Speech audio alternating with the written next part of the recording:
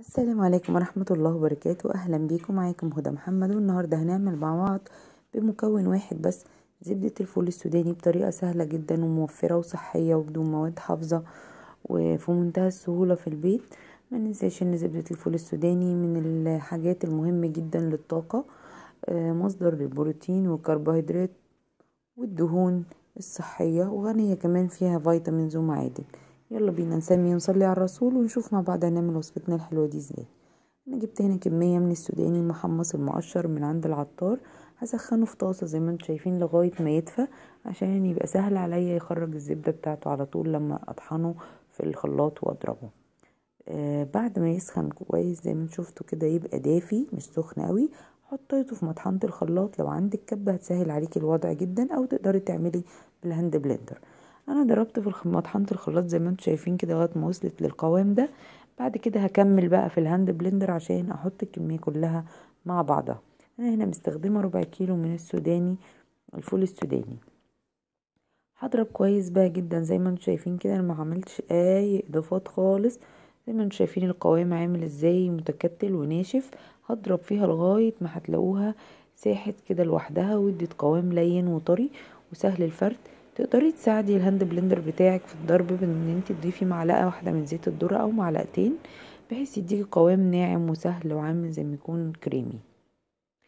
ما ننساش بقى ان زبدة الفول السوداني بتساعد على خسارة الوزن، بتساعد في التخسيس، وان انت تحافظي على وزن صحي جدا، لانها بتسد الشهية، لانها مليانة دهون ومليانة الياف.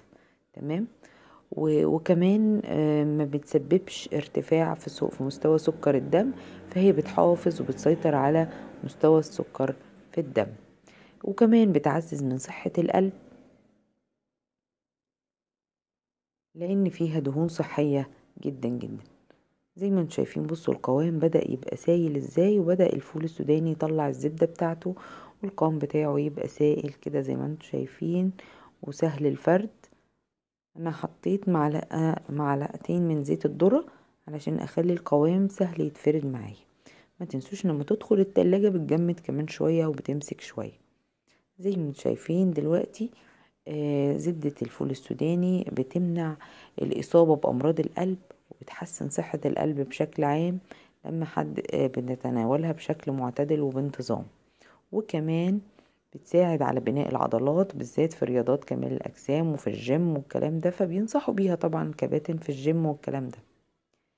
وكمان بتحمي من الإصابة بحصوات المرارة، فهي بصراحة كنز ومفيدة جدا جدا.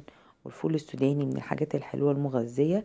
ده القوام الأخير زي ما انتم شايفين كده، حطيتها في العلبة أو في برطمان وقفلتها وهدخلها التلاجة. وبعد ما تدخل التلاجة القوام هيبقى ماسك أكتر وهتبقى أجمل.